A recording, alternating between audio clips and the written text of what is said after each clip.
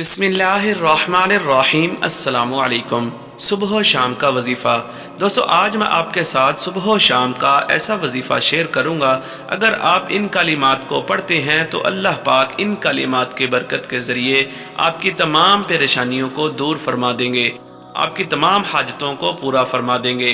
سورۃ الفاتحہ 3 مرتبہ، سورۃ الاخلاص 3 مرتبہ، آیت الکرسی 3 مرتبہ، پھر اس کے بعد 3 مرتبہ لا الہ الا انت سبحانک انی کنت من الظالمین، پھر اس کے بعد 3 مرتبہ بسم اللہ الذی لا یضر مع اسمہ شیء فی الارض ولا فی السماء وهو السمیع العلیم، 3 مرتبہ پڑھنا ہے۔ اور اس کے اول آخر درود ابراہیمی پڑھ کر اپنے اہل و عیال کے لیے جزائے خیر عطا فرما دے۔